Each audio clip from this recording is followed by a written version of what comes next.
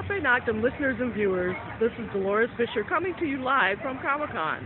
I have a young man here dressed as Flash, and I just wanted to ask him, what does the character Flash mean to you?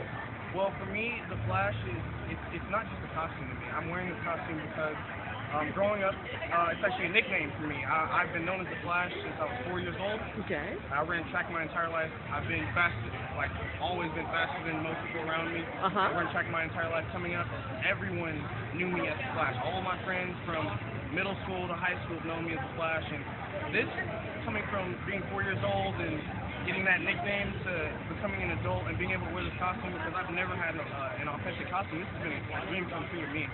So it's really crazy, you know, to be out here. This is my first Comic-Con actually, and it's been really crazy to just be out here and be in this costume and be representing the names I've carried since I was a little kid. Well, you look absolutely fantastic. I have just one more question for you. A lot of our young people don't know about Milestone Comics. Can you just talk a little bit about Milestone Comics and some of the characters that were the favorites for you?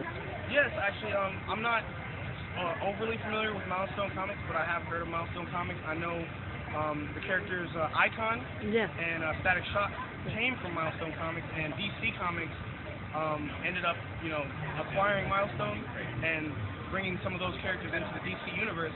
And it's funny to me because most people don't, like, there was a cartoon, Static Shock had his own cartoon when I was growing up, so I'm very familiar with Static Shock.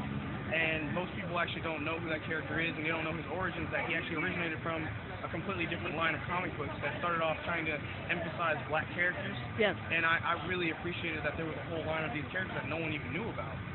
And so I think it's really awesome that there was this whole line of characters that, you know, had faces that looked like me, myself, and represented people that looked like me, because in, you know, DC and Marvel, most of the characters up until recently have been mostly white males. And there hasn't been a lot of leeway until now. Marvel and DC have switched up, they've made a lot of ground, changing up characters, making really big names, females or black or other races, and I think that's wonderful. And that's amazing, you know, because a hero is a hero, whether he's African American, Latino, white, whether it's female or male, and we have to understand the importance of what comics sometimes represents to people other than just a literary genre. It's a place to read about heroism. It's a place to read about positivity. Definitely, and that rings so true. And I feel like it's such a shame that people still think that they still see this like skin color or sexual orientation even as a huge issue when it comes to comic book characters, because at the end of the day, these are fictional characters. They're supposed to represent heroism and what it means to do good, what is to do good for good's sake. I learned right from wrong from my parents, but I learned that doing the right thing because it's the right thing to do from reading Flash comics. And I think that it's had a profound effect on me, and I'm pretty sure it's had a profound effect on other, you know, colored individuals. I mean, recently there was actually the first Latino gay character, Bunker. He was in Teen Titans, and he was one of my favorite characters personally because they emphasized, you know, both his sexual orientation and gave him to really hash out his backstory a little bit.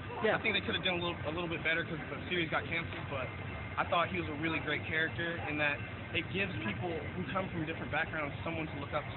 And then one step at a time. We're getting there. We're getting there. Flash, I thank you so very much. This is Delores Fisher, Carpe Noctem, and also Note Song, and joined with that, Sonic Tapestry on WordPress.com, signing out. Thank you once again.